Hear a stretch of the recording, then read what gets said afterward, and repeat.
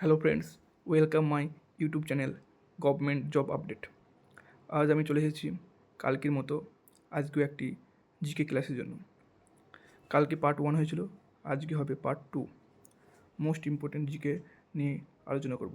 আসন্ন যেসব পরীক্ষা আছে তোমাদের, ডব্লিউপি, কেপি, কনস্টেবল, এসআই বা সেন্ট্রাল বা স্টেটে যারা পরীক্ষা দেবে তাদের জন্য। চলো বেশি দেরি না করে আজকের ক্লাসটি শুরু করা যাক।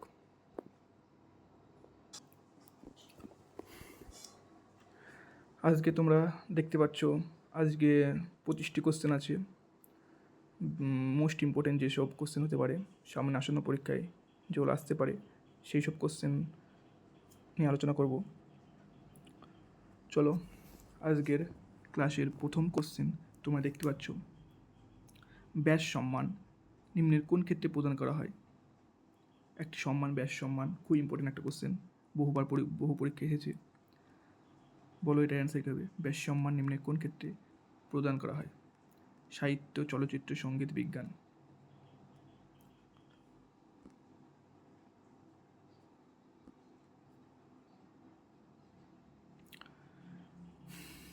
এটির অ্যান্সার হবে কি? সাহিত্য। সাহিত্যতে ব্যাস সম্মান দেওয়া হয়ে থাকে। নেক্সট কোশ্চেন দেখতে পাচ্ছ, হলদিঘাটের যুদ্ধ কবে হয়েছিল? হলদিঘাটের যুদ্ধ কবে হয়েছিল? খুব ইম্পর্টেন্ট কোশ্চেন। তোমরা যদি দেখো প্রিভিয়াস যেসব কেপি কলকাতা পুলিশের সাব ইন্সপেক্টর হয়েছিল সেখানে প্রিলের এই কোশ্চেনটা ছিল প্রিলিমিনারিতে, তাই ইম্পর্টেন্ট একটা কোশ্চেন। এটার অ্যান্সার বলো কী হবে?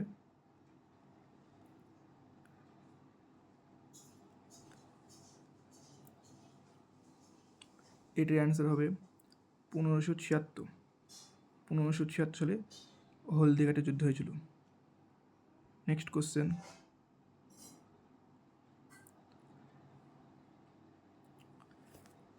রাজ্যের মুখ্য নির্বাচন কমিশনারকে কে নিয়োগ করেন?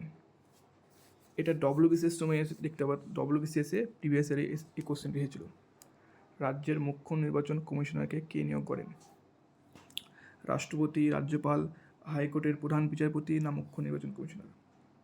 খুব একটা ইম্পর্টেন্ট কোশ্চেন, খুব। এই কোশ্চেনটা যদি সাব ইন্সপেক্টর আসার মতন কোশ্চেন, ডব্লিউবিসিএসে প্রিভিয়াস ইয়ারে এসেছিলো, এবছরে সাব ইন্সপেক্টর আসতে পারে কোশ্চেনটা, দেখে দিতে পারো। রাজ্যের মুখ্য নির্বাচন কমিশনারকে কে নিয়োগ করে থাকেন? এটির অ্যান্সার হবে রাজ্যপাল। রাজ্যপাল অ্যান্সার হবে।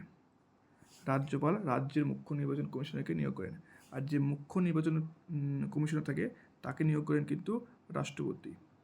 রাষ্ট্রপতি করে থাকেন এটা। Next, international monetary fund headquarter কোথায় অবস্থিত? IMF, ইন্টারন্যাশনাল মনিটারি ফান্ড, এর হেডকোয়ার্টার কোথায় অবস্থিত?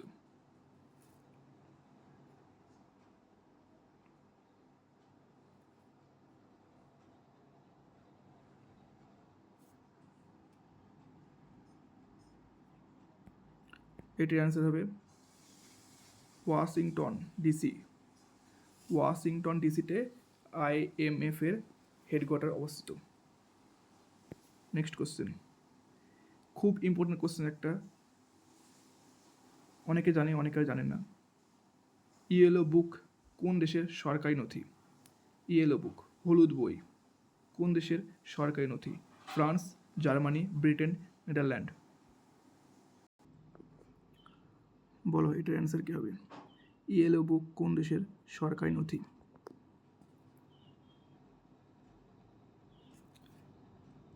এটার অ্যান্সার হবে কি? ফ্রান্স। ফ্রান্সের সরকারি নথি হচ্ছে ইয়েলো বুক। তাহলে বলো জার্মানি, জার্মানি দেশের সরকারি নথি কি? এটা হবে হোয়াইট বুক। হোয়াইট বুক হবে জার্মানি। তাহলে ব্রিটেন, ব্রিটেন বলো, ব্রিটেন কী হবে? ব্রিটেন হবে গ্রেট ব্রিটেন, যেটা blue, blue book. Blue book হচ্ছে ব্রিটেনের। তাহলে নেদারল্যান্ডস, নেদারল্যান্ডস হবে কি? অরেঞ্জ, অরেঞ্জ, অরেঞ্জ বুক হচ্ছে নেদারল্যান্ডস। তাহলে ফ্রান্সের হচ্ছে ইয়েলো বুক, জার্মানি হচ্ছে হোয়াইট বুক, গ্রেট ব্রিটেনের হচ্ছে ব্লু বুক এবং নেদারল্যান্ড এই যে অরেঞ্জ বুক। তোমরা এইগুলো একটু দেখে যেতে পারো, ঠিক আছে। নেক্সট কোশ্চেন,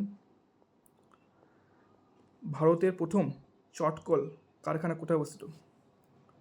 ভারতের প্রথম চটকল কারখানা কোথায় অবস্থিত?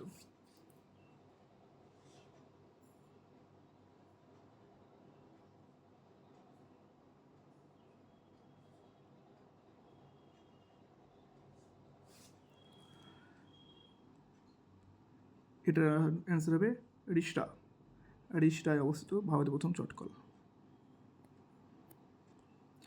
নেক্সট, পশ্চিমবঙ্গের প্রাচীনতম জলবিদ্যুৎ কেন্দ্র কোথায় অবস্থিত? আমাদের ওয়েস্ট বেঙ্গলের প্রাচীনতম জলবিদ্যুৎ কেন্দ্র কোথায় অবস্থিত, কোন জেলায় আর কি, এবং সেটার নাম কি?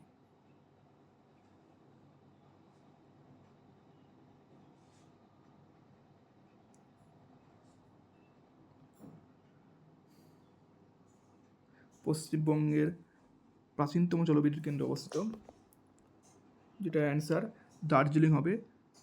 দার্জিলিং অ্যান্সার। দার্জিলিংয়ে অবস্থিত, কী নাম? সিনরাপং। তোমরা নাম শুনেছ নিশ্চয়ই। সিনরাপং পশ্চিমবঙ্গের প্রাচীনতম জলবিদ্যুৎ কেন্দ্র অবস্থিত সিনরাপং, যেটা দার্জিলিংয়ে অবস্থিত। বলো, পদাতিক কবি কে ছিলেন? নিম্নের কে বা কাকে বলা হতো পদাতিক কবি? রজনীকান্ত সেন, ঈশ্বর গুপ্ত, মুকুন্দরাম চক্রবর্তী, সুভাষ মুখোপাধ্যায়। এই কোশ্চেনটা প্রিভিয়াস ইয়ারে যদি দেখে থাকো পরীক্ষায় এসেছিল। পদাতিক কবি কে ছিলেন?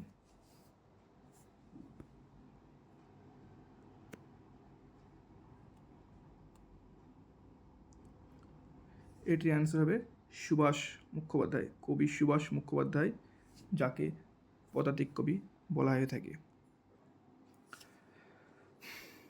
আত্মঘাতী থলি কাকে বলা হয়? এটা বায়োলজির কোশ্চেন। আত্মঘাতী থলি কাকে বলা হয়?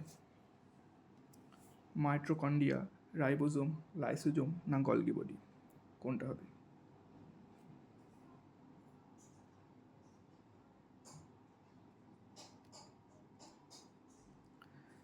এটির অ্যান্সার হবে কি লাইসোজোম। লাইসোজোমকে বলা হয় আত্মঘাতী থলি। রেবিস ভ্যাকসিন কোন ক্ষেত্রে দেওয়া হয়? একটা ভ্যাকসিন, রেবিস ভ্যাকসিন খুব ইম্পর্টেন্ট। রেবিস ভ্যাকসিন কোন ক্ষেত্রে দেওয়া হয়, কোন রোগের ক্ষেত্রে দেওয়া হয়? যাকে কলেরা, জলাতঙ্ক, পোলিও না টাইফয়েড, কোন ক্ষেত্রে রেবিস ভ্যাকসিন দেওয়া হয়ে থাকে?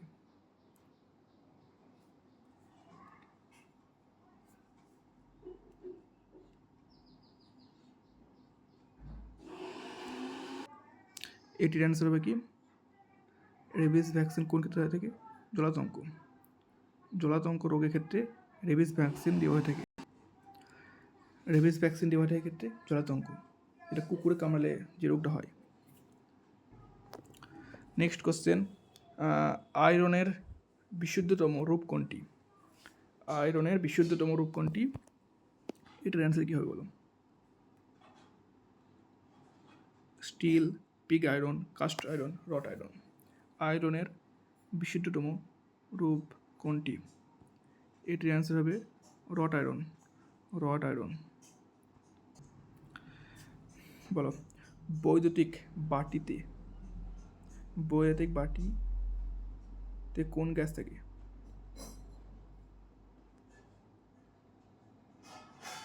বৈদ্যুতিক বাটি হবে না, এটা বাতি। বৈদ্যুতিক বাতিতে কোন গ্যাস থাকে?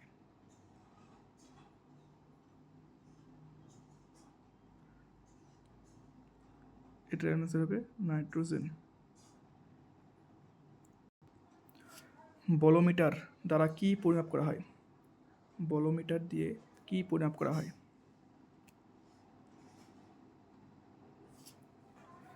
কম্পাঙ্ক, উষ্ণতা, গতিবেগ না বিকীর্ণ শক্তি?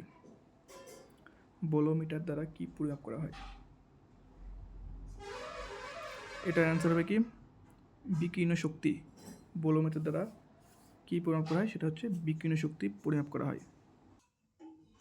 মিশ্র অর্থনীতির ধারণা কোন পঞ্চবার্ষিকী পরিকল্পনার সঙ্গে যুক্ত হয়েছে? মিশ্র অর্থনীতি, বলো এটা কী হবে? মিশ্র অর্থনীতি।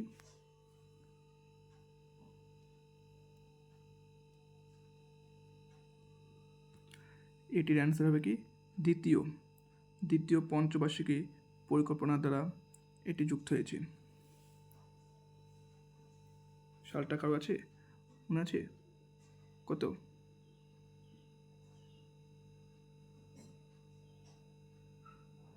1956 থেকে 1961, তাই তো?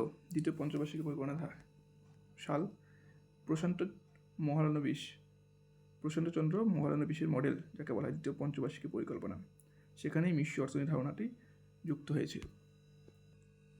তারপর ভারতের ভ্যাট নামক কর ব্যবস্থার জনক কাকে বলা হয়?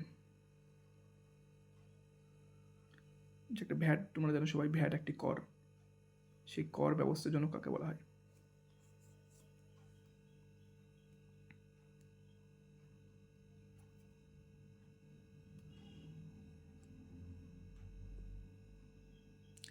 এটির অ্যান্সার হবে কি সি, অমরেশ বাগচিকে ভারতের ভ্যাট নামক কর ব্যবস্থার জনক বলা হয়ে থাকে। তারপর 16 নম্বর, ভারতীয় প্ল্যানিং কমিশন কবে প্রথম গঠিত হয়? প্ল্যানিং কমিশন এটি ভারতে প্রথম কবে গঠিত হয়? এই কোশ্চেনটা প্রিভিয়াস ইয়ারে এসেছিল, পিআরবি বোর্ড, ডব্লিউপি কিংবা ডব্লিউপিতে এসেছিল যত সম্ভব।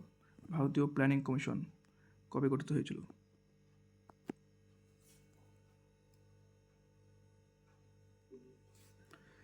এটির অ্যান্সার হবে কত? 1950 সালে প্রথম ভারতীয় প্ল্যানিং কমিশন গঠিত হয়েছিল। নেক্সট, সংবিধান প্রস্তাবনার খসড়া কে তৈরি করেন? প্রথম সংবিধান যে প্রস্তাবনার খসড়া কে তৈরি করেন?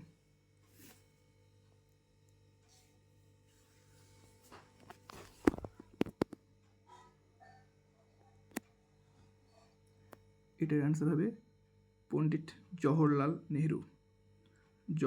নেহরুই প্রথম সংবিধান প্রস্তাবনার খসড়া তৈরি করেন। ইনি প্রথম ভারতের প্রথম প্রধানমন্ত্রী ছিলেন, জওহরলাল নেহরু। ভাবা অ্যাটমিক রিসার্চ সেন্টার, পারমাণবিক শক্তি গবেষণা কেন্দ্র একটা কোথায় অবস্থিত? ভাবা অ্যাটমিক রিসার্চ সেন্টার, সরি এটা ভাবা হবে, এটা ভাবা হবে না, ভাবা হবে এটা। এটার অ্যান্সার হবে মহারাষ্ট্র কোথায়? ট্রম্বেতে ভাবা অ্যাটমিক রিসার্চ সেন্টার, পারমাণবিক শক্তি গবেষণা কেন্দ্র অবস্থিত। নেক্সট, অযোধ্যা কোন নদীর তীরে অবস্থিত? অযোধ্যা যে শহর, সেটি কোন নদীর তীরে অবস্থিত? এটা প্রিভিয়াস ইয়ারে এক্সাইজ ডিপার্টমেন্টের একটা পরীক্ষা ছিল, এক্সাইজ কনস্টেবল 2019 সালে, তখন মেন পরীক্ষায় এই কোশ্চেনটা এসেছিল। এই কোশ্চেনটা অযোধ্যা কোন নদীর তীরে অবস্থিত, খুব ভেরি ইম্পর্টেন্ট একটা কোশ্চেন। প্রিভিয়াস ইয়ারে এক্সাইজ ডিপার্টমেন্টে এক্সাইজ কনস্টেবলের মেন পরীক্ষা হয়েছিল 2019 খ্রিস্টাব্দে, 1900 সালে, 2019 সালে হয়েছিল।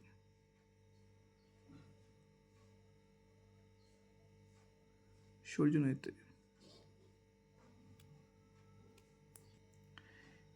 এ নেশন ইন দ্য মেকিং বিখ্যাত একটা বই, কার রচনা? A nation in the making, এই বইটার লেখক কে বা কার রচনা? A nation in the making, এ লেখক হচ্ছে কে? সুরেন্দ্রনাথ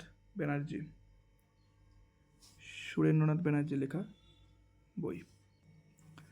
জাতীয় কংগ্রেসের প্রথম সভাপতি কে ছিলেন, যেটা প্রতিষ্ঠিত হয় কত সালে? 1925 সালে যেটা প্রতিষ্ঠিত হয়, সে জাতীয় কংগ্রেসের প্রথম সভাপতি কে ছিলেন?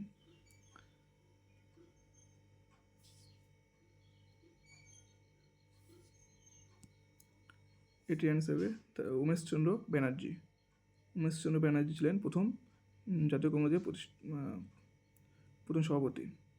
1925 সালে এটি জাতীয় কংগ্রেস প্রথম প্রতিষ্ঠিত হয়েছিল। চীনা পর্যটক ফা হিয়েন কার রাজ্যসভায় এসেছিলেন? চীনা পর্যটক ফা হিয়েন কার রাজ্যসভায় এসেছিলেন?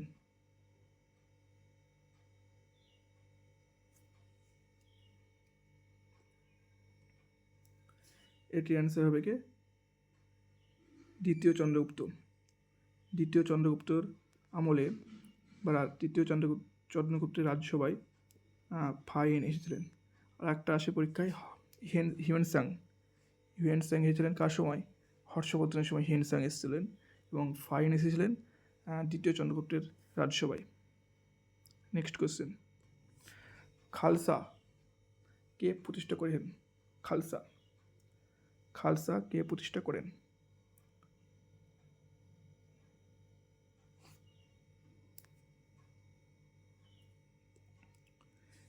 এটির অ্যান্সার হবে গুরু গোবিন্দ সিংহ।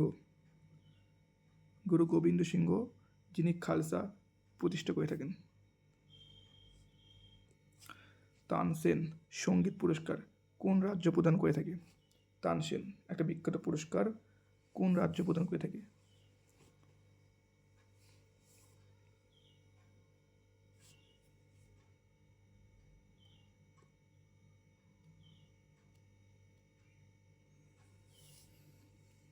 এটির অ্যান্সার হবে কি মধ্যপ্রদেশ। মধ্যপ্রদেশ তানসেন পুরস্কার সঙ্গীত পুরস্কার দিয়ে থাকেন। আজকের সেকশনের last question, Azlan Shah cup কোন খেলার সঙ্গে সম্পর্কিত? বিখ্যাত একটা কাপ, আজলান শাহ কাপ কোন খেলার সঙ্গে সম্পর্কিত?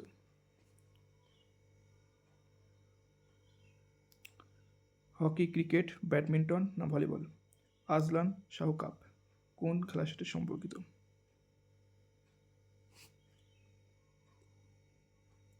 এটির অ্যান্সার হবে কি hockey. Hockey answer. Azlan Shah cup hockey খেলার সাথে সম্পর্কিত।